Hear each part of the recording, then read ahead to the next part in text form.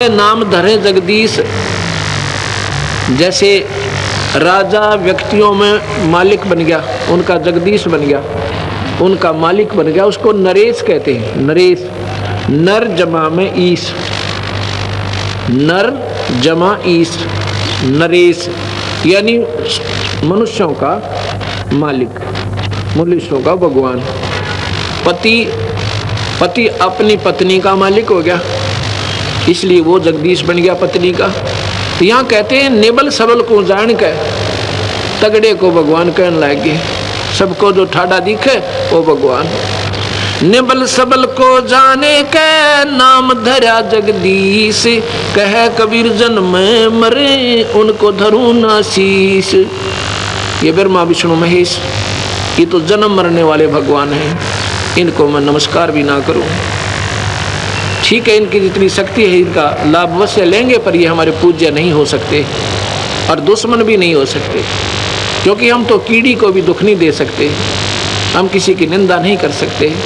हम तो एक तुच्छ जीव जानकर अपने आप को यहाँ पर अपना, जैसे हम जो शुरू में नाम देते हैं, हम ये प्राथमिक पढ़ाई कराते हैं जिसमें ब्रह्मा विष्णु महेश, माता शेरा वाली और अपने कबीर भगवान की एक सामूहिक भक्ति देते हैं। तो यहाँ असमंजस में पड़ जाते होगे आप लोग। कहते हैं कबीर साहब तो कहते हैं एक ही साधे सब सदे, सब साधे सब जाए। तो एक ही साधना तो नहीं बनी, 5-6 दे दिया आपने तो मंत्र हमें। यहाँ आपने सोचना होगा थोड़ा।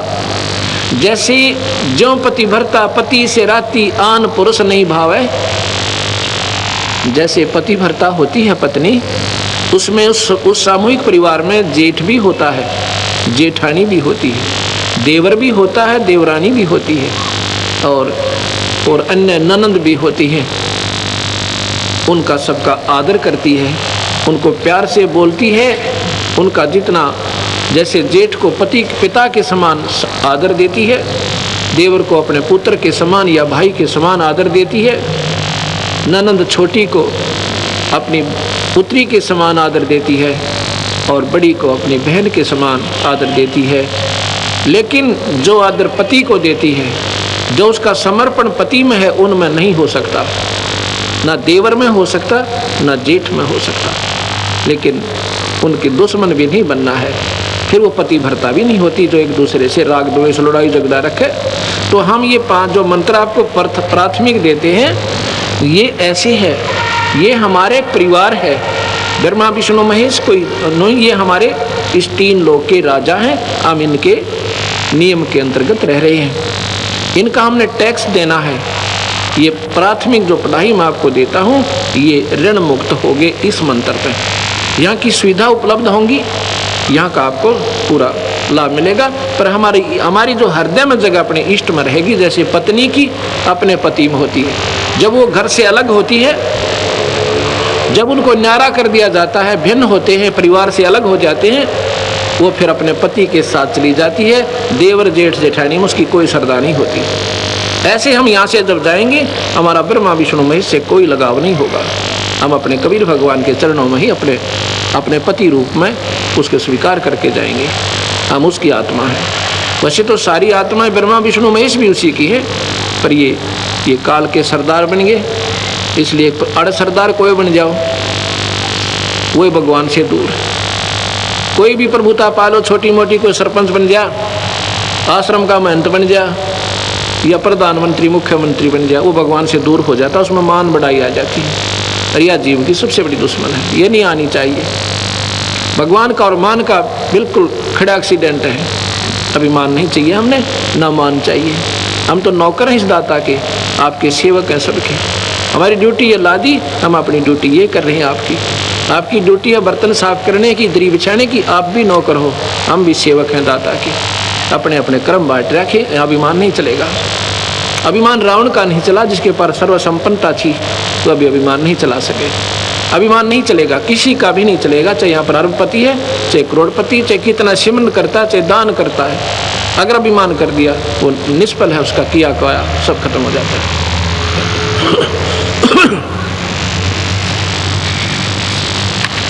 आगे बताते हैं आपकी बात बड़ी करते हैं सतगुरु, क्योंकि नादान लोग नहीं मानते कि कबीर साहब ने पुल बनवाया था। आपकी बात बड़ी कर देते हैं। आपने उनको भगवान क्यों माना? क्योंकि उन्होंने पुल बांध दिया समुद्र पे। तो यहाँ कहते हैं कबीर समुद्र पाट लंका गए, सीता को भरतारे, अगस्त ऋषि उसे पी गया, भाई इनमें कौन करता रे। आप इसी बात से भगवान की संज्ञा में लिया रामचंद्र जियों को कि उन्होंने पुल बांध दिया पर पानी पे, और अगस्त ऋषि इन सातों समुद्रों को एक ही घूंट में पी गए थे, फिर इनमें भगवान कौन हुआ? ये सोचने की बातें हैं। सतगुरु कहाँ बोल रहे हैं ये हमने विचार करना पड़ेगा, और तब हम स्थिति हमारी मन की जो है नॉर्मल बनेगी, तब हम भक्ति करने के योग्य बनेंगे। अभी तो हम सुने सुनाए जिसने जैसा कह दिया, अपना अंधाधुंध लगे हुए, तो इससे कोई लाभ नहीं होगा। आगे बताते हैं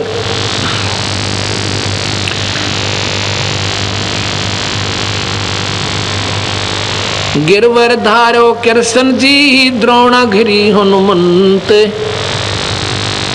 गोवर्धन तो उठाया भगवान कृष्ण ने, इसलिए उनको भगवान माना कि उन्होंने पहाड़ उठा लिया। और कहते हैं द्रोणागिरी हनुमंत, हनुमान जी ने द्रोणागिरी पहाड़ उठाया। और कहते हैं शेष नाग सारी सृष्टि उठा रहा, इनमें कौन भगवंत?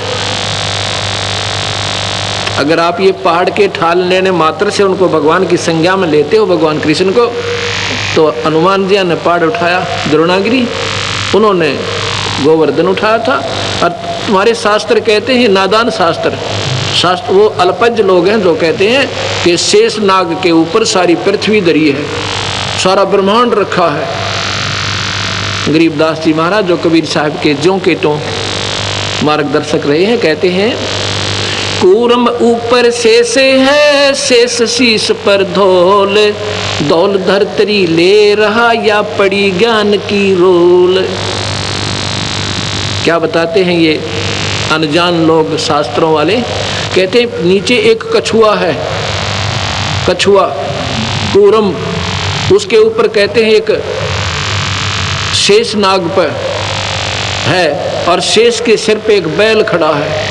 बैल के कहते हैं 1.5 सींग है। जब ये पृथ्वी में भूकंप आता था ना, कहते हैं वो अपने सींग को चेंज करता है बैल, और तब ये कंपन आती है, भूकंप आता है। उसका 1.5 सींग है, एक छोटा एक बड़ा बैल का, उस पे रखता है तो कहते हैं भूकंप आता है।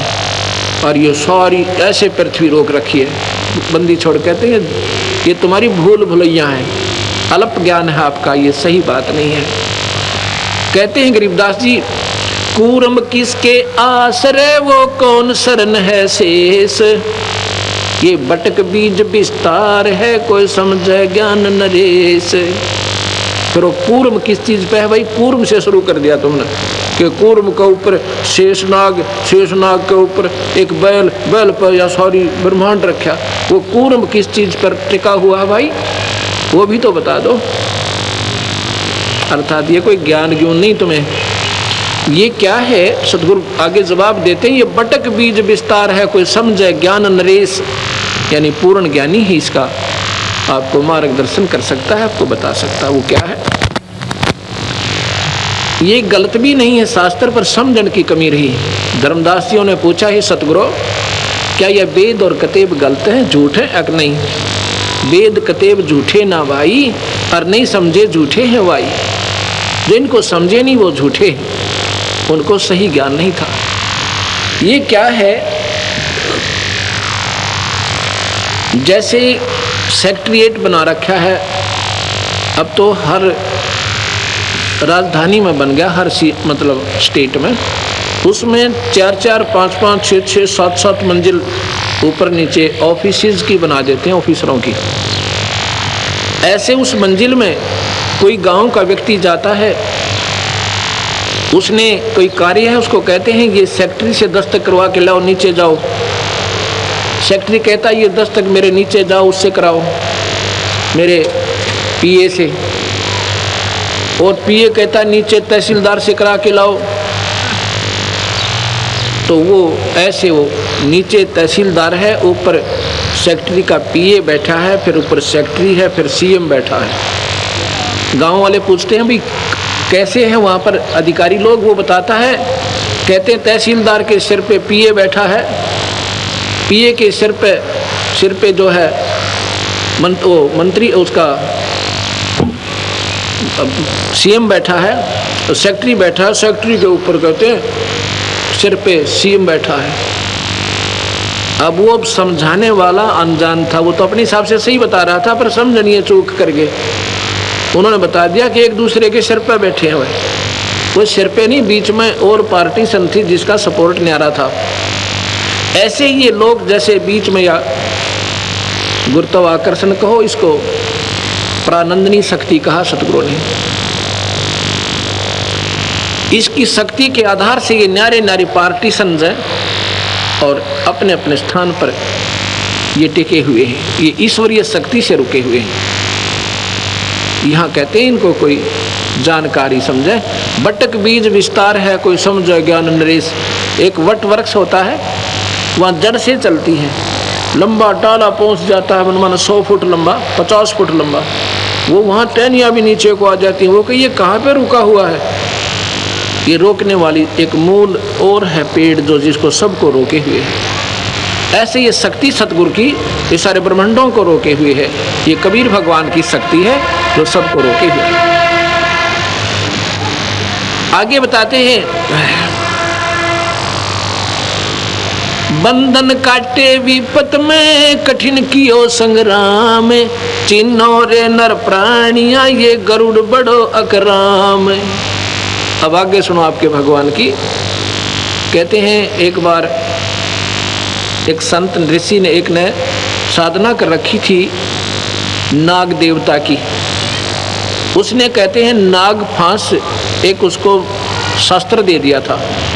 उसने वो नाग फांस शस्त्र छोड़ दिया, जिससे भगवान राम को भी ऐसे बांध दिया जैसे रस्से से बांध देते, नीचे ना हाथ, और उन सर्पों ने जाकर के उनको ऐसे जकड़ दिया, सारी सेना को बांध दिया, और भगवान एक जड़ की तरह खड़े हुए हैं रामचंद्र जी। तो फिर कहते हैं गरुड़ जी से पुकार करी, भगवान नाम न छुटवाइए, हमारी रक्षा करो गुरुदेव। जब गरुड़ ने जाकर वो नाग जो है ना खाए, वो बंधन काटे, जब राम मुक्त हुए, अब बंदी छोड़ कहते हैं चीनो रे नर प्राणिया, यो गरुड़ बड़ा कर राम, ये भगवान राम बड़ा हुआ कि ये गरुड़ जी बड़े हो गए उससे। ये भगवान है पर ये पूर्ण नहीं है, ये 3 लोक के ईश्वर हैं। और ये जो कथाएं हैं भाई, ये काल के अधीन है। ये काल भगवान है यहाँ का, सारी सृष्टि का 21 ब्रह्मांड का उसके पास रिमोट कंट्रोल है, और वही सबको नचा रहा है, वही कर्म करवाता है, वही जीव को फिर इसमें कर्मों में ही बांधकर और नचाता है।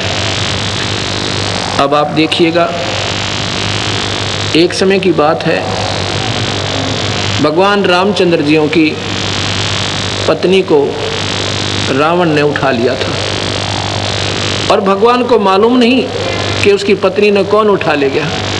ये मत समझना भक्तजनों कि मैं भगवान राम का या कृष्ण का एक द्रोही हूँ या उनकी निंदा करता हूँ। ये सच्चाई के आधार पर आपको तुलनात्मक बताना पड़ रहा है, इसलिए मैंने जिक्र करना पड़ रहा है, क्योंकि ये श्रेष्ठ ज्ञान भी हमारे समाज में नहीं आया। 3 लोग का भी अगर सही मार्गदर्शन हो जाए तो कबीर साहब की भक्ति 2 मिनट में सारे संसार का समझ में आ जाए। इसलिए हमने ये 0 से शुरू करनी पड़ रही है। इसलिए थोड़ा सा नए व्यक्तियों को ऐसा लगेगा कि महाराज जी शायद भगवानों के निंदक हैं, बिल्कुल नहीं। ज्यों की तो जो कह दी जा वह निंदा नहीं होती, उनके बारे में झूठ कपट मिलाना वो निंदा कहलाती है। भगवान राम को मालूम नहीं है कि सीता को कौन उठा ले गया, तो हम ये मन में प्रश्न आता था, किसी से पूछते थे जब हम कबीर पंथी नहीं थे।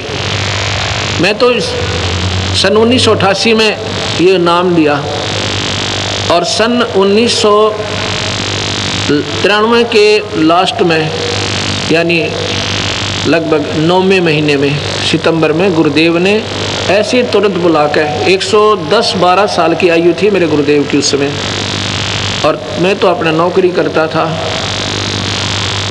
बुला करके मुझे कहा कि आज के बाद तू नाम देगा। मेरे सिर पे हाथ धर दिया, मेरा पसीना आ गया सारे शरीर में कि मैं 2 कौड़ी का जीव और इतने पवित्र परमात्मा की मैं कैसे महिमा गा पाऊंगा। तो मैं उनकी आंखों से तरफ देख रहा हूँ, वो भी जान गए कि ऐसा है, ऐसा महसूस कर रहे हैं। कहता मैं तेरे साथ रहूँगा, घबराइए मत ना, और सतगुरु की शक्ति आपके सिर पर रहेगी। जब मुझे थोड़ा सा हौसला हुआ, उसके बाद ये मैंने सन 1994 से प्रचार शुरू किया। उसके 94, 95, 96, 97, 98, 99, 2000, अब 2001 हो गया। अब ये 7-7.5 वर्ष में 1.5 लाख नई कबीरपंथी संगत हरियाणा जैसे राज्य में 1.5 लाख 7 वर्ष में। क्योंकि आज कोई नादान नहीं है दुनिया, सब समझते हैं 2 रोटी खाते हैं और शास्त्र सबके पास उपलब्ध। इनको पढ़ के देखो, ये मत समझना कि मैं शास्त्रों का बोझ मिरता हूँ, इनको उठाए फिरता हूँ, नहीं। ये तो आपके लिए कोई आकर खस्से और कहे जी आप झूठ बोल रहे हैं, ये शास्त्र उठा के दूंगा, ये पढ़ ले वीरा, मेरे से पीछे बात करना, ये आपके शास्त्र हैं। एक अंधा था, वो लालटेन लिए फिरे, अंधेरे में लालटेन ले रखी उसने हाथ में। बच्चे आ जाते हैं कि बाबा, वो कहता भाई देखना देखना मुझे दिखाई नहीं दे रहा है। वो बच्चे कहते हैं बाबा तू लालटेन किस लिए ले रहा जब तूने दिखता ही नहीं। कहता है आप आँखों वालों के लिए कहीं मेरे में टक्कर ना मार दो तुम। ये लालटेन इसलिए ले रखा है तुम आँखों वालों के लिए, कहीं मेरे में टक्कर ना आ मारो। ये लालटेन रखी है मैंने, कोई मेरे से ना खस्से, इनको पढ़ो, अपनी चांदना हो जाएगा अपने आप ही। तो प्रसंग जो चल रहा था, भगवान राम जो है हाहाकार मचा रहे हैं, पक्षियों से पशुओं से पूछ रहे हैं मेरी सीता देखी, मेरी सीता देखी। तो हम क्या करते थे, किसी से पूछते थे कि भगवान होकर के ये क्यों रो रहे थे, और क्या उनको मालूम नहीं था कि सीता कहाँ गई। फिर भगवान कैसे, मन में कया नहीं करते कैसे थे, क्योंकि हम डरते थे कहीं पाप ना लग जाए। लेकिन शंका आती थी तो ऐसे कैसे, क्या भगवान को तो मालूम तो होगा। तो जो हमारा मार्गदर्शक होता था वो कहता नहीं, वो तो लीला कर रहे थे, यहाँ लाकर छोड़ देते थे, वो तो लीला कर रहे थे। हम स्वीकार कर लेते थे कि लीला कर रहे थे, किस लिए कि 33 करोड़ देवता रावण ने बंद कर रखे थे अपनी कैद में। जिन देवताओं की आप पूजा करते हैं उनको तो रावण ने बांध के कैद में डाल रखा था, और इन ऐसायों की तुम पूजा करते हो। भक्तजनों, ये बहन बेटियां भाई, क्योंकि हमारी पूजा ही ढंग की नहीं है तो हम पाएंगे क्या। नास्तिक होता जा रहा है समाज, भगवान का गुण मिलता नहीं क्योंकि हमारी वे ऑफ वर्शिप ठीक नहीं है, हमारी पूजा की विधि ठीक नहीं है। अब यहाँ अब सतगुरु के ज्ञान की रोशनी में अब हमें दिखाई देने लगा सही कि वो लीला नहीं कर रहे थे, उनको ज्ञान ही नहीं था। लीला किस लिए करते थे कि 33 करोड़ देवता उसने छुटवाने थे भगवान ने। ये तो मान लेते भी लीला कर दी, सीता उठा ली, माता को उठाया, फिर लीला की आवश्यकता कहाँ रहेगी। बहाना बन गया था, जाते गर्दन दबोच देता जा करके। अगर बहाना ही बनाना था तो इतना बहुत था। फिर सीता कौन है, जैसे किसी की भैंस गुम हो जा या बकरी गुम हो जाए, उसको ढूंढने कोई पूर्व दिशा में, कोई उत्तर दिशा में, कोई दक्षिण दिशा में, और किसी ने पा जा, कोई मुझे वहाँ मिल गई। ऐसे हीट एंड ट्रायल मेथड से सीता ढूंढी गई। हनुमान जी छलांग लगा के समुद्र पार कर गए, वहाँ सीता को ढूंढा और खोज के जब राम जी को बताया। ये लीला नहीं थी, ये तो मजबूरी थी, उन्हें ज्ञान ही नहीं था। इतना समय नहीं लगाते लीला में, पत्नी को तो और उठा ले जा, वहाँ लीला करता रहे पीछे से भगवान या कोई भी पति। वो भगवान ऐसा है थे क्योंकि इस काल के हाथ में रिमोट कंट्रोल है। जो 1000 भुजा का भगवान है, ये ब्रह्मा विष्णु महेश केवल 4 भुजा के हैं, और कबीर साहब असंख्य भुजा के, बिना गिनती के।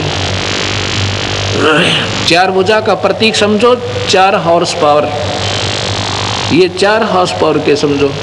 इनकी माता है वो 8 हॉर्स पावर की है, उसकी 8 भुजा है। इनके पिता हैं 1000 हॉर्स पावर के, समझ लो।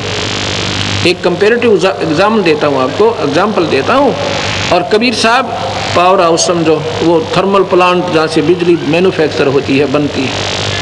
असंख्य भुजा है उस मालिक के जहाँ से सारी शक्तियाँ बाहर आती हैं। उधर से भगवान शिव जी और पार्वती जी ऊपर से देख रहे हैं। पार्वती कहती है इस व्यक्ति को क्या दुख है हे तरन तारण। तो भगवान शिव कहता है ये व्यक्ति नहीं है, ये भगवान है। वह कहती ये कैसा भगवान जब रो रहा है, मैं तो इसकी परीक्षा लूंगी। ये भगवान शिव कहते हैं तू नहीं जानती पार्वती, सती तू नहीं जानती देवी, मैं जानता हूँ। ये विष्णु अवतार हैं और इनकी पत्नी उठा ली किसी ने, ये उसकी तलाश के उसके वियोग में रो रही हैं। तो पार्वती कहती है, वो देवी कहती है फिर भगवान रोता क्यों है, मैं इसकी परीक्षा लूंगी। तो शिव जी कहते हैं परीक्षा मत लेना। वो कहती अच्छा नहीं लूंगी। थोड़ी सी देर के बाद भगवान चले जाते हैं। भगवान आते हैं नीचे शिव जी और भगवान के चरण छूते हैं, प्रणाम करते हैं दोनों आपस में एक दूसरे को और चले जाते हैं। पार्वती सोचती है कि ये शिव जी भी भोलानाथ है, ये वैसे किसी के चरण छू लेता है। ये तो ऐसे दशरथ पुत्र है, राजा का लड़का है, वियोग में रो रहा है। भगवान शिव अपना घूमने चले जाते हैं। पार्वती पीछे से, वो देवी जी पीछे से सीता रूप बनाती है। सीता रूप बना के भगवान के सामने खड़ी हो जाती है। उस समय भगवान राम कहते हैं हे दक्ष पुत्री माया, हे दक्ष की बेटी। तो भगवान ने कि कहाँ छोड़ आई शिव जी को, अकेली कैसे आ गई। तब वो कहती हो आप तो ठीक ही आपको प्रणाम कर रहे थे भगवान शिव जी, आप तो वाकई भगवान हो। अब यहाँ सोचने की बात है भक्तजनों, अब तो सीता, उसने पहचान लिया कि सीता नहीं है, ये तो पार्वती है। और उस समय भगवान को मालूम ही तेरी सीता गई कहाँ है, ये क्या चीज है, ये समझना होगा अपने। और यही समझाने के लिए सतगुरु का ज्ञान, ये सारी भूमिका आपको बता रहा हूँ कि ये काल जो है 21 ब्रह्मांड का एक रिमोट कंट्रोलर है। इसने जिस जीव की जितनी बुद्धि खोलनी है वहीं से छोड़ देता है, ऑफ करनी है वहां से कर देता है। उधर से जब पार्वती वापस जाती है तो भगवान शिव उनको जान जाते हैं, क्योंकि वो भी इस काल निरंजन के हाथ में। भगवान शिव को अंदर में जाकर ये चांदना कर दिया, चेष्टा दे दी कि ये सीता का रूप बना कर गई है। उसने आके पूछा कि तू सीता का रूप बना कर गई है। वो हंसने लग जाती है कि नहीं मैंने कोई परीक्षा नहीं ली।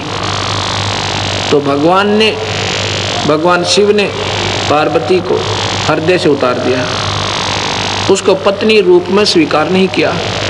क्यों नहीं किया, उसने कहा कि तू मेरी माँ का रूप बना के गई है, अब तू मेरी पत्नी नहीं रही। माँ क्यों कहा, ये 3 भाई हैं, बड़ा ब्रह्मा है, दूसरा विष्णु है, तीसरे नंबर का शिव है। क्योंकि शिव का बड़ा भाई जो विष्णु हुआ और बड़ी भाभी माँ के तुल्य होती है। ये हमारा एक संविधान है, ये एक हमारा आचरण होना चाहिए कि बड़े भाई की पत्नी माँ के तुल्य दृष्टिगोचर होनी चाहिए। इसलिए उसने कहा कि तूने आज मेरी माँ का रूप बना लिया, तो मेरी पत्नी नहीं रही। भगवान शिव ने उसको अपने हृदय से तलाक दे दिया, अपने हृदय से चाहा नहीं। पार्वती भी इस बात को जान गई कि अब ये पक्का अनाड़ी है और इन्होंने जो निश्चय कर लिया ये दोबारा स्वीकार नहीं करेगा तुझे। उसके बाद क्या होता है, अब मैं शास्त्र सुनाऊंगा पर आपने ऐसा लगेगा जैसा कि महाराज जी, क्योंकि शास्त्रों के सुनाए बिना हमें, जैसे मैं बताऊं कि SHO जो थानेदार होता है, अब थानेदार ने कोई सोचा कि सुप्रीम पावर है, सारे जिले का मालिक है, और मैं कहूँ नहीं भैया नहीं, ये तो इसका कर्म, इसकी क्रिया ही न्यारी है, ये तो एक सुरक्षा का प्रतीक है और इसका कुछ सीमित क्षेत्र है, ये ज़्यादा नहीं है। उसका जो पुजारी है वो महसूस कर सकता है, जिसने नहीं ज्ञान, क्योंकि वो तो उसने बहुत बड़ा शक्तिशाली मान रहा था। लेकिन वो थानेदार को थानेदार कहना कोई निंदा नहीं है, डीसी को डीसी बताना, तहसीलदार को तहसीलदार बताना कोई निंदा नहीं। कोई नादान उनको प्रधानमंत्री माने बैठा हो तो उसकी गलती है कि वो गलत सोच रहा था।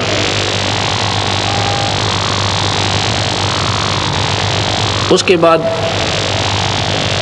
वो देवी जो है सोच लेती है कि अब यहाँ दो तो घर में सदस्य हम और दोनों ही आपस में बोल नहीं रहे, तो मैं यहाँ से खिसक जाती हूँ। अपने पिता राजा दक्ष के यहाँ जाती है। पार्वती ने जबरदस्ती यानी ऊपर से होकर माता पिता की आज्ञा के विपरीत शादी की थी भगवान शिव तय, क्योंकि उसके पिता राजा दक्ष कहते थे कि मैं इस शिव का शादी नहीं करूँगा अपनी बेटी की, क्योंकि ये तो गले में सर्प रखता है, राख लपेटे रहता है, इसको मैं शादी नहीं करूँगा। लेकिन पार्वती ने अपने हृदय से स्वीकार कर दिया था। नारद जी ने उनसे बता दिया था कि ये परमात्मा है, बेटी तेरा संयोगिनी से है, माई तेरा संयोगिनी से है। तो उसने शिव को चिट्ठी लिख दी थी नारद के हाथ के आप आ जाओ, मैं आपको वर वरूंगी।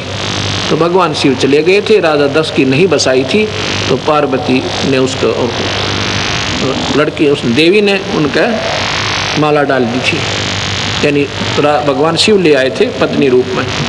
उसके बाद राजा दक्ष ने उनको कभी नहीं बुलाया था किसी भी अनुष्ठान में, या कोई घर के घरेलू कोई ब्याह शादी में नहीं बुलाते थे, दोनों को रुष्ट हो गए थे। अब वो जो देवी है वो पार्वती समझो, वो वहाँ पहुँच जाती है राजा दक्ष के घर पर। उसमें वहाँ पर एक यज्ञ हवन चल रहा था, यज्ञ हो रहा था, राजा दक्ष ने की थी। तो उस राजा दक्ष को ये मालूम था मैंने भगवान शिव को नहीं बुलाना, वो रुष्ट होगा मेरे तय, और रुष्ट होगा तो यज्ञ में बाधक बनेगा, मेरी यज्ञ को खंड करेगा। इसके लिए भगवान विष्णु से और ब्रह्मा से विशेष प्रार्थना की थी कि मेरी यज्ञ आपके हाथ में संपूर्ण करानी, आप मेरी रक्षा कीजिए। दोनों के दोनों विराजमान थे उस यज्ञ में राजा दक्ष की सुरक्षा के लिए।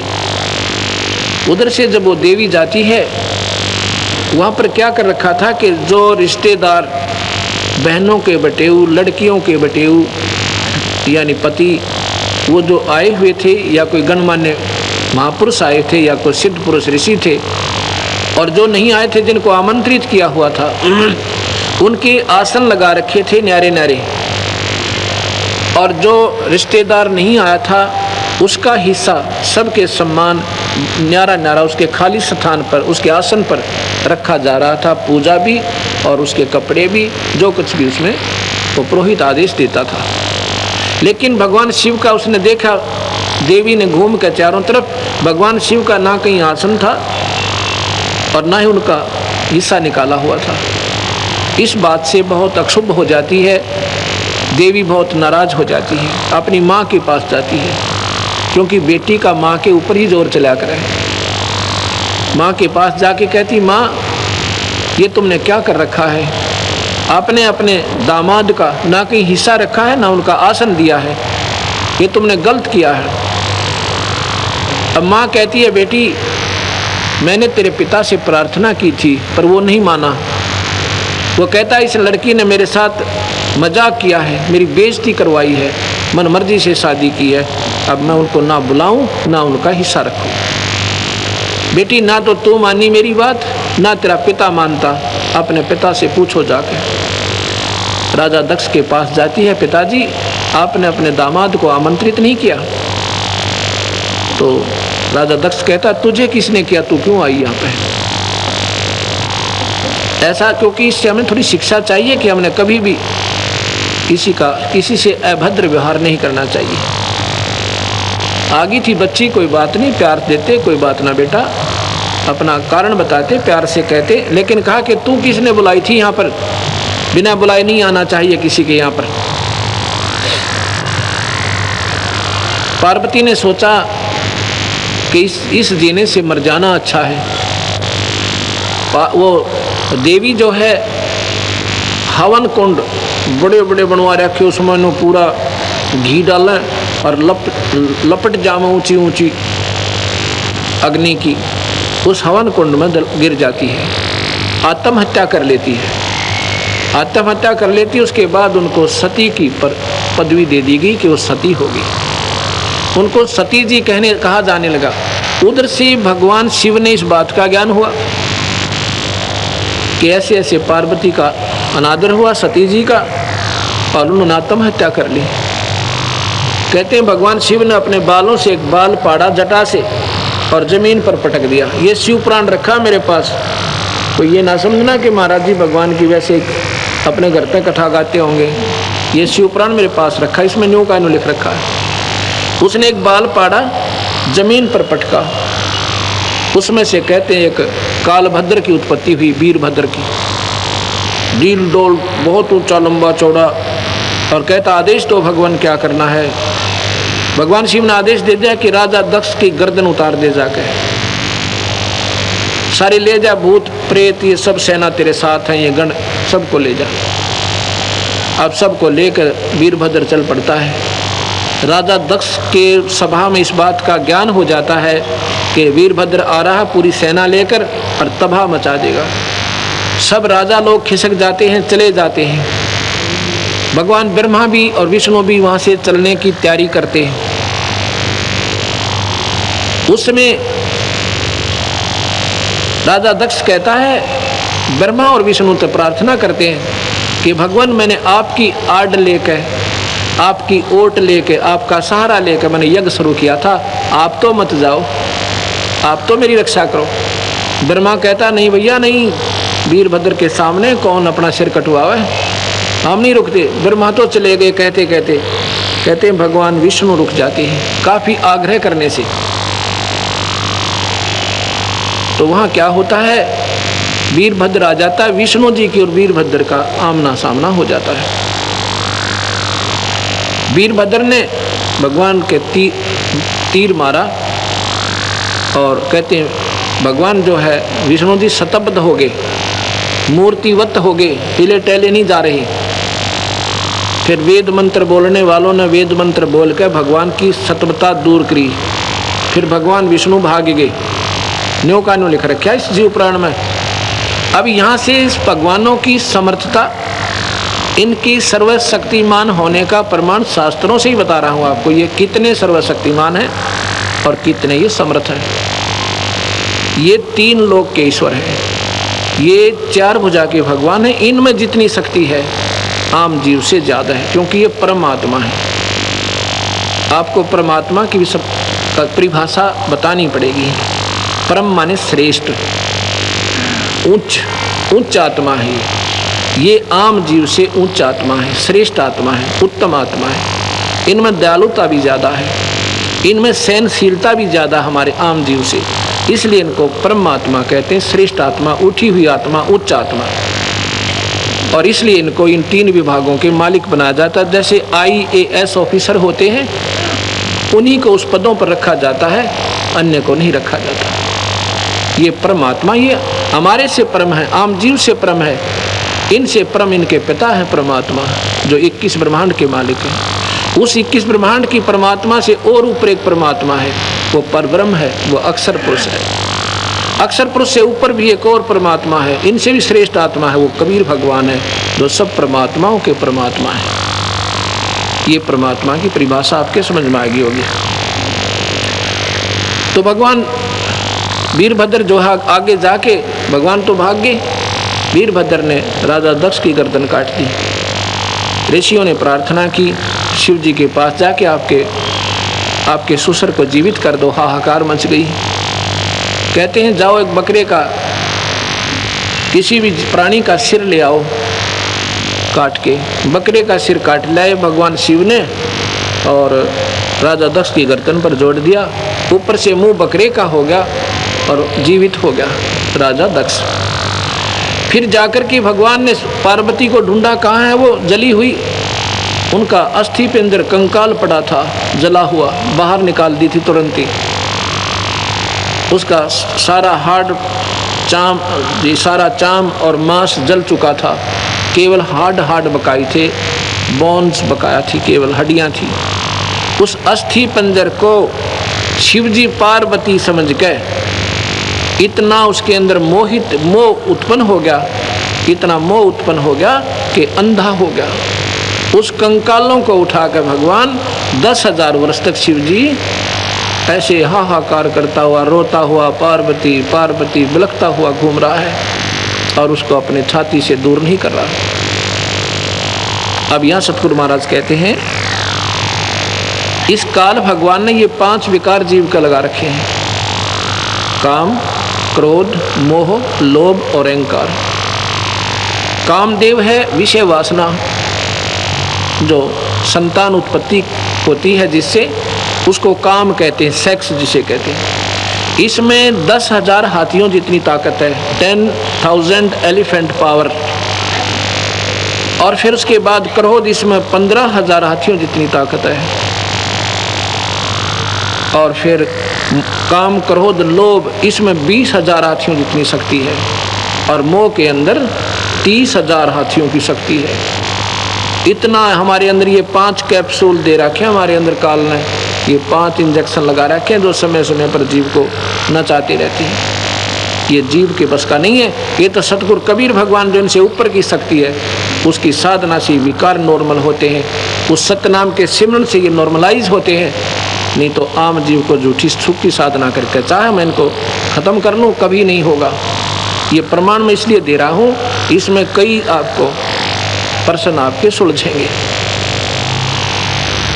तो जी फिर देखा भगवान ने, विष्णु जी ने, कि भगवान शिव तो कति अंधे हो गए, इनको कंकाल नजर नहीं आ रहे, इनको पार्वती नजर आ रही है, इनका मोह भंग किया जाए। भगवान ने सुदर्शन चक्र छोड़ा और उसके अस्थि पंजर खंडा दिए। आंख पड़ी हुआ नैना देवी, डर पड़ा हुआ वैष्णो देवी, ये मंदिर बना दिए बाद में। उन मंदिरों में वो शक्ति नहीं है। यही तो हमारी भूल है कि हम भगवान ने जिन चीज़ों को मना किया और उनको हम बढ़ावा देते जा रहे हैं। भगवान ने मूर्ति पूजा बंद की और मंदिर नहीं बनवाए। हमें मंदिर की आवश्यकता नहीं, ये हमारा मंदिर है जो शरीर के अंदर बना हुआ है। एक भक्तजन कहने लगा कि आप मूर्ति को प्रणाम करते हो और कहते हो मूर्ति की पूजा मत करो, आप स्वयं मूर्ति पूजक हो। अब उस नादान ने कौन समझावा, क्योंकि वो बेचारा, उन्हें ज्ञान ही इतना मिला हुआ है पूजा क्या चीज़ है और प्रणाम क्या चीज़ है। Pranam is the part of the puja. ये पूजा नहीं है, ओनली रिगार्ड अपने इष्ट को। अब हम अपने इस मन पापी अहंकार रूपी राक्षस को मारने के लिए कि हमारे सामने स्वरूप सतगुरु का है, नमन कर दिया, ओनली रिगार्ड दिया, पूजा नहीं की। पूजा की बहुत लंबी चौड़ी व्याख्या है। पूजा के अंदर सब चीज़ें आ जाती हैं, दान भी, धर्म भी, हवन भी, सिमरन भी है, ये सब मिलाकर पूजा कहलाती है। एक प्रणाम कर देना पूजा नहीं, ये रिगार्ड ओनली, ये एक आदर है सतगुरु का, ये पूजा नहीं है। और उसको हम, चाहे वो पत्थर की है चाहे कागज की, हमारे लिए उस ईश्वर का स्वरूप दिखाई देता है। इसलिए हमारा हृदय गदगद भर जाता है। सतगुरु ने केवल इस बात पर आश्रित कर देना, हो जाना कि ये भगवान शिव की मूर्ति है, ये भगवान है, इस पर पूजा करो, इस पर पानी चढ़ाओ, पतासे चढ़ाओ, फूल चढ़ा दो और ये मूर्ति भोग लगावेगी। नहीं, उस मूर्ति का बनाना, उस भगवान के गुणों को याद दिलाना। जैसे हम कोई गंदी पिक्चर देखते हैं, तस्वीर, हमारे अंदर गलत प्रेरणा आती है। हम किसी ऋषि की देखते हैं तस्वीर, आत्मा भगवान की तरफ आकर्षित होती है। ये मीडिया है, ये सेंटिमेंटल है। परमात्मा की स्वरूप, परमात्मा के स्वरूप देखते उसके गुणों का याद आता है, लेकिन उस मूर्ति में वो गुण नहीं है। इसलिए इसको अपूज्य भी बताया है। अपूज्य क्यों करे कि केवल मूर्ति पर जल चढ़ाना, उसी की आरती उतारना, उसी पर सब कुछ सीमित हो जाना, ये पूजा नहीं है। ये इसलिए मना किया है कि ऐसा नहीं है। तो इस प्रकार ये पूजा नहीं है, ये केवल अपने इष्ट का हम आदर करते हैं। तो जैसे मैंने कल परसों बताया था कि सेब एक मिट्टी का बना के धर दिया, पत्थर का, और बहुत बढ़िया उस पर रंग पेंट कर दिया एज इट इज, बिल्कुल, और वो सेब नजर आता है। उसको देखकर सेब के गुण याद आए कि वो बहुत मीठा होता है। उसको खा कर देखा, उसमें मीठा नहीं है। उसने तो याद दिलाया कि ये चीज़ बहुत अच्छी है, ये कहाँ मिले, कैसे मिले, उसकी ट्राई करे, फिर कोशिश करे वो कैसे मिले। भगवान की मूर्ति देख कर हमने उस ईश्वर को याद आता है, फिर हम सिमरन पर लग जाते हैं। भगवान ने कहा है कबीर साहब ने कि सांस सांस में नाम जपो व्यर्था सांस मत खो, ना जाने इस सांस का बिरा आवन हो कि ना हो। ये मूर्ति दिखते ही हमारे हृदय में सिमरन शुरू हो जाता है सतगुरु को। ये मूर्ति इतना लाभ देती है, इसलिए बनाई थी। लेकिन अब इन मूर्तियों पर ही सब आधारित हो जाना, मंदिर में गए, पानी चढ़ाया और फिर अपने सारे विकार किए, नहीं। तो अब मैं जो बताना चाहता था कि अब यहाँ तुलनात्मक थोड़ा सा बताना पड़ता है। बाकी मेरी आवश्यकता नहीं थी ये रामायण, ये महाभारत और पुराण शिव सुनाने की। मैं कबीर साहब की महिमा इतनी है, 1 महीना में पूरी ना हो, मैं आपको सुनाता रहूँ, फिर भी रह जाए मेरे भगवान की। ये साथ में बताना इसलिए आवश्यक होगा क्योंकि जब तक कंपेरेटिव नहीं चलेंगे हमने, अब 2 दुकान होंगी बराबर में, तभी तो नकली और असली का हमें ज्ञान होगा। अब यहाँ एक तुलना दी है। एक संत ने कहा, कबीर पंथी संत थे, वो कहने लगे देखो यहाँ पर सामने प्रमाण हो जाता है। मैंने ये कथा सुनाई तो बाद में उसने अपनी टिप्पणी दी। कहते हैं जैसे एक व्यापारी होता है, उसकी भैंस का बच्चा मर जाता है, वो क्या करता है, उस भैंस के बच्चे की खाल उतरवा के उसमें भूस भर देता है और वो उस भैंस के सामने रख देता है। वो भैंस नादान अनजान कम बुद्धि की मोहवश उसको अपना बच्चा मानती है और उसके पीछे रा रा करती घूमती है, तो उसके आगे रख दो चुप हो जाती है, उसके पीछे पीछे भाग लेती है। तो यहाँ उसने अपनी टिप्पणी की कि इस कथा से ये सिद्ध हो गया कि भगवान शिव में और उस भैंस के अंदर क्या अंतर रहा। मोहवश वो भी अंधी होगी, उसने देखा नहीं कि ये भूस भरा हुआ है, इसको अपना बच्चा दिखाई दे रहा था। ऐसे ही भगवान शिव ने मोहवश अंधा होकर वो पार्वती कंकाल जो है वो पार्वती नजर आ रही थी। अब ये निंदा नहीं समझना, क्योंकि मैंने साथ साथ प्रार्थना करनी पड़ती है कि नादान लोग ये ना समझें कि हम भगवान के निंदक हैं। राइट, मोह भंग होता है शिव का, एकदम वो बहुत पश्चाताप करता है। उनने मन में क्या ठान लिया कि अब मैं इस सेक्स को, इस कामदेव को ख़त्म करूँगा, यही मेरी दुर्गति का कारण बना। अगर सेक्स नहीं होता, काम नहीं होता, तो मैं शादी नहीं करता, और शादी नहीं करता तो पार्वती का ये हाल नहीं होता और ये मेरी दुर्गति ना होती। उन्होंने 88,000 वर्ष तक अपना मेडिटेशन करके, मनन करके, आत्मचिंतन करके 88,000 वर्ष तक समाधि लगाई कैलाश पर्वत पर जाकर। उसके बाद उनकी समाधि टूटी और उनको हो गया कि मैंने कामदेव पर विजय पा ली। उनको पक्का विश्वास हो गया कि अब ना रही बांस ना बजेगा बंसुरी। अब ये काल बहुत बली है ये काल भगवान। उस दिन तो प्रसन्न रहा भगवान शिव। एक दिन उनके मन में प्रेरणा भर दी काल भगवान ने कि चलो भगवान विष्णु के पास चलते हैं। मैंने सुना है कि भगवान विष्णु ने, जब हमने सागर मंथन किया था, जहर निकला था, मैंने तो जहर पी लिया था, मुझे कोई होश नहीं बाद में क्या हुआ। सुना है कि देवताओं ने अमृत का कलश ले लिया था और भगवान विष्णु ने एक लड़की का रूप बना के, औरत का रूप बना के उनको मोहित करके मदहोश कर दिया था। तब देवताओं ने वो कलश छीन लिया था।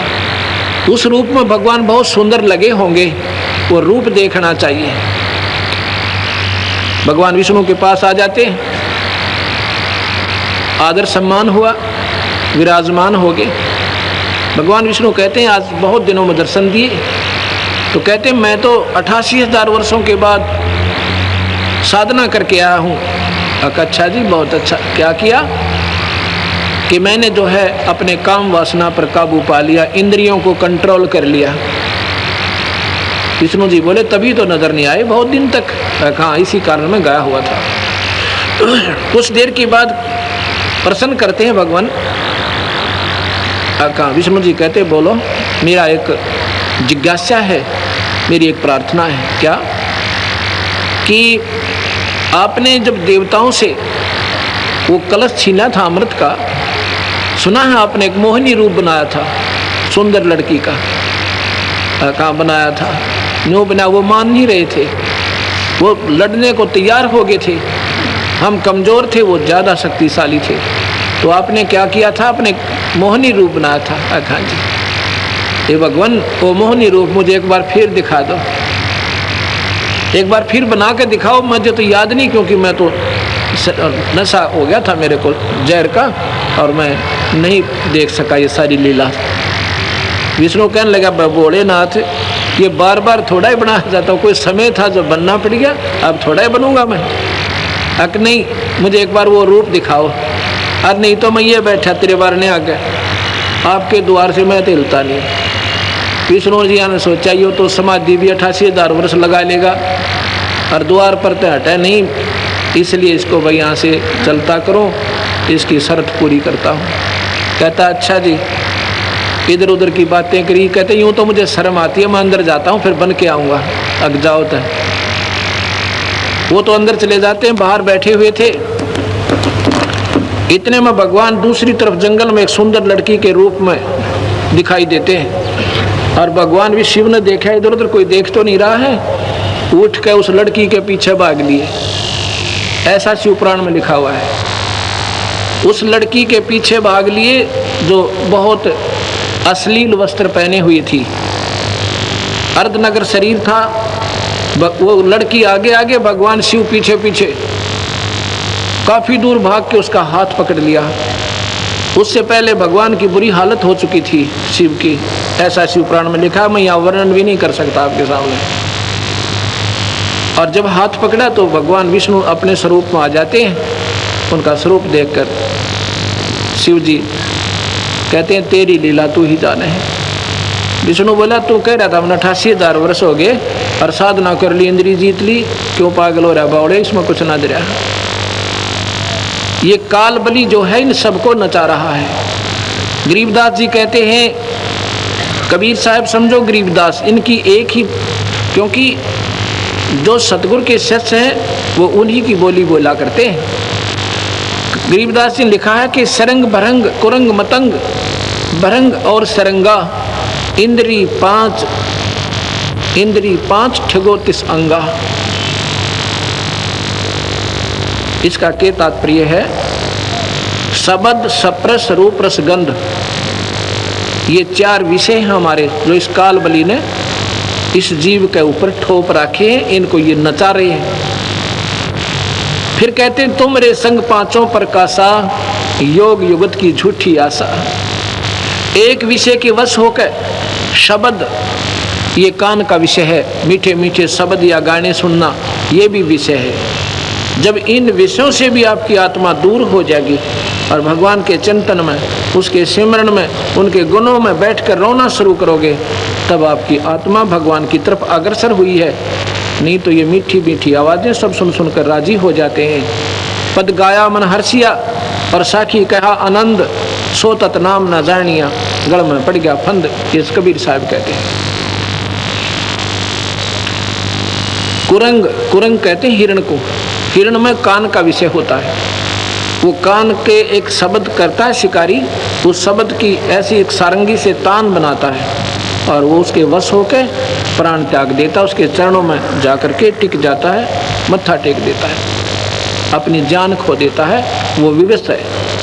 ऐसे ही फिर कहते हैं शब्द सप्रस, हाथी के अंदर काम वासना ज़्यादा होती है। हाथी पकड़ने वाले एक हथनी सिखा कर ले जाते हैं, पढ़ाई हुई होती है, एक गड्ढा खोद देते हैं नीचे लंबा चौड़ा, और उसमें घास ऊपर डंडे डालकर, बांस डालकर, मिट्टी डालकर घास ऐसे लगा देते हैं जैसे यहाँ खड़ा ना हो। उस हथनी को हाथियों के झुंड में भेज देते हैं। वो हाथी के चारों तरफ स्पर्श करती है, उसको वासना जगाती है, फिर भाग लेती है। उसके पीछे 2-3 हाथी भाग लेते हैं। वो वहाँ आकर के और वो पकड़ने वाले ऊपर वृक्षों पर चढ़ जाते हैं, अपना दूर उनको दिखाई नहीं देते। हाथी अंधे होकर भाग लेते हैं, हथनी उस स्थान को बाई काट कर जाती है, बाईपास करके और सीधी फिर भाग लेती है। हाथी सीधे भागते हैं, वो सारे के सारे उस गड्ढे में गिर जाते हैं और फिर उनको नचाया जाता है, उसके वश हो गए। शब्द सप्रस रूप रस, रूप है जैसे आपने पतंगे देखे होंगे दीपक पर जलकर मर जाते हैं, उनमें विषय होता है, उनको वो रूप विषय विवश होते हैं। रस जो है भौरा, रस है मछली, मछली जो है जीभ के कारण विवश हो जाती है। मछली पकड़ने वाला एक मांस का टुकड़ा और एक हुक में डालता है, लोहे के हुक में, कांटा कहते हैं उसे, और पानी में छोड़ देता है। वो नादान उसको खाने के लिए मुंह लगाती है, वो खींच देता है, उसके ऊपर चल उसके मुख में वो कांटा फंस जाता है और बाहर पटक देता उठा के, रस के कारण वो मर गई, जान खो दी। और गंध, भंवरा जो होता है फूल के ऊपर बैठ जाता है, जो बड़े फूल होते हैं उसमें इतना विवश हो जाता है, उस पर उठा नहीं जाता, पर वो फूल बंद हो जाता है शाम को, वो 12 घंटे में मर जाता है, उठता नहीं। यहाँ गरीबदास जी कहते हैं कि तुमरे संग पांचों पर कासा, इस मनुष्य शरीर में काल ने ये पांचों ही लगा दिए कि कहीं ये भक्ति ना कर ले, कहीं इसका छुटकारा ना हो जाए। तुमरे संग पांचों पर कासा, योग युगत की झूठी आशा। अब भगवान शिव जैसे महापुरुष 88,000 मेडिटेशन मननशील, ये भी नहीं यहाँ से पीछा छुटवा सके। सतगुरु महाराज कहते हैं ये तुम्हारी झूठी आशा है। मैं बताता हूँ आपको, सतनाम देंगे हम। सतनाम है एक सांस का सिमरन, सांस उसांस सुमर कर उसके फिर ये खत्म हो जाते हैं, ये विकार नॉर्मलाइज हो जाते हैं, आपको याद भी नहीं आएंगे, ऐसी स्थिति में आप आ जाओगे। वो सिमरन सतनाम है। सतनाम के बाद फिर भक्ति के आप योग्य बनोगे, उसके बाद सार नाम दिया जाएगा, तब आपको उपलब्धि होगी। केवल सतनाम से भी जीव की मुक्ति नहीं है, सतनाम आपको भक्ति के योग्य करेगा, उस परमात्मा की प्राप्ति के योग्य होगे और फिर परमात्मा प्राप्ति का सार नाम मिलेगा। जब जाके हमारे कबीर भगवान की पूरी पद्धति होती है, यानी भक्ति का जो मार्ग है पूरा प्रशस्त होता है। जैसे जमीन से पानी निकालना है, जमीन से पानी निकालना है, ट्यूबवेल लगाना है, हैंडपंप लगाना है, उसके लिए क्या होता है, एक या तो ड्रिल मशीन से या ऐसे बोकी के द्वारा लोहे का एक पाइप सा होता है, उसके माध्यम से बार बार ऐसे बोकी लगाई जाती है। ये सांस उसांस रूपी बोकी सतनाम से लगाई जाएगी, वो क्या करेगी, पानी तक पाइप को पहुंचा देगी। बस उस बोकी का काम है पानी तक पहुंचा दिया, पानी बाहर नहीं आया। उसके लिए फिर मशीन बांधनी होती है, हैंडपंप की न्यारी, उसने फिर पानी बाहर किया। सतनाम आपको सतनाम आपको पार ब्रह्म के अंतिम छोर तक पहुंचा देगा। पार ब्रह्म के बाद हमने पूर्ण ब्रह्म के अंदर जाना है, वो लाभ लेना है, वो सार नाम रूपी हैंडपंप आपने और लेना होगा, जब वो पूर्ण प्राप्ति होगी। इनकम, क्योंकि नाम जो है सतगुरु ने, नाम का ही आसरा, शब्द के सहारे जीव जाएगा। कोई न सोचे कि वैसे ही हो जाएगा, ऐसा नहीं। सतगुरु ने कहा है कि सांस सांस में नाम जपो, इसलिए कोई जपने का नाम है और सांस के ही द्वारा है। उसी का प्रमाण गरीबदास जी ने दिया है, जो कबीर साहब ने डायरेक्ट उनको नाम दिया था। लिखा हुआ अपने शास्त्र में, गरीबदास जी ने, कबीर साहब ने धर्मदास को वही नाम दिया, सतनाम। वो लिखा हुआ कबीरपंथी शब्दावली में कि धर्मदास को ये मंत्र दिया और इसका सिमरन बताया कि धर्मदास अंतिम सांस तक इस सतनाम का सिमरन करना, और फिर मैं तुझे सारनाम दूंगा। ये सारनाम के योग्य बहुत कम प्राणी होते हैं, लेकिन सतनाम भी निष्फल नहीं जाता। मुक्ति नहीं होगी तो मनुष्य शरीर आपको अवश्य मिलता रहेगा। हो सकता फिर परमात्मा स्वयं आ जाए या हमारे जैसे जीव की ड्यूटी ला के आपको फिर सुलझा जाए। तो इस प्रकार धर्मदास को कहा, धर्मदास तो लाख दुहाई ये सार शब्द कहीं बाहर नहीं जाएगी, आम व्यक्ति को नहीं बताने योग्य होता। 64 लाख शिष्य थे सतगुरु के, उन 64 लाख में से एक धर्मदास था जिसको मालिक ने सार शब्द दिया था। अन्य योग्य नहीं हो पाए, बल्कि वो तो सतगुरु में विकार निकाल कर, सतगुरु में बुराई ढूंढ कर उनसे दूर हो गए थे। ये अब आज और कल में सतगुरु की महिमा बताऊंगा आपको। अभी आप सुन रहे थे कि दसी सरप ने जब जाए पुकारी इंद्रमती अकुलाए, आपने तुरंत करी साहे बरहुली मंत्र सुनाने वाले, धन धन सतगुरु सत कबीर भगत की पीड़ मिटाने वाले। एक चंद्र विजय नाम का द्वापर के अंदर एक राजा हुआ, उसकी पत्नी का नाम श्रीमती इंदुमती था। इंद्रमती भी कहते हैं उसको, इंदुमती भी कहते हैं। वो बहुत धार्मिक विचारों की आत्मा थी।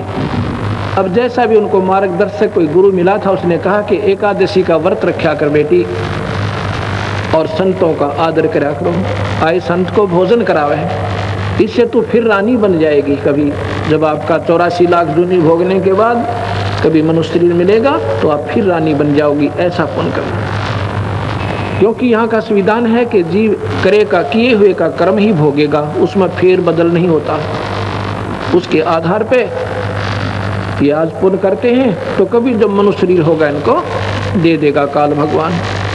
बीच में 84 लाख भी जाना होगा, स्वर्ग भी जाएगा और नरक भी जाएगा। ये पूरा प्रोसीजर बना रहेगा, इसमें चेंजमेंट नहीं होती।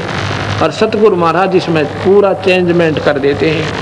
कबीर साहब की आत्मा का धर्मराज लेखा नहीं लेगा, उसके कागजों से बाहर होती है, वो सतगुरु के पास जाती है, उनको फिर पुनर्जन्म मिल जाता है। अगर उनकी भक्ति पूरी ना होती है, वो ना तपतशिला पर जाते, ना नरक में जाते, ना स्वर्ग में जाते। उनको फिर मालिक अपनी शक्ति से, उनको अपने कोटे से, उनकी करने के आधार पे और जन्म देता रहेगा, मनुष्य शरीर मिलते रहेंगे। कितने मिलेंगे ये उनकी कमाई के ऊपर होगा। अगर उस मनुष्य शरीर के दौरान फिर कोई संत मिल जाता है सतगुरु का, उनको फिर आगे नाम देकर उनकी कमाई फिर करवा जाएगा, या तो पार हो जाएंगे और नहीं उनकी फिर मनुष्य शरीर जोगा जुगाड़ फिर जुड़ जाएगा। तो इंद्रमती ने क्या सोचा, अगर ऐसे ही रानी बनते हैं तो उसने संकल्प कर लिया कि रोज आना एक महात्मा को भोजन कराऊंगी। ज्यादा आ जाए तो मेरे भाग, कितने आओ पर कम से कम एक को, महापुरुष को, भक्तात्मा को रोज आना भोजन कराऊंगी। पीछे भोजन किया करूंगी ताकि मैं भूल ना जाऊं। उसने ऐसा ही सब आसपास अपना संतों से आमंत्रित करें। कोई रोजाना 100, कोई 200, कोई 5, कोई 20 रोजाना भोजन खाने आ जाते हैं।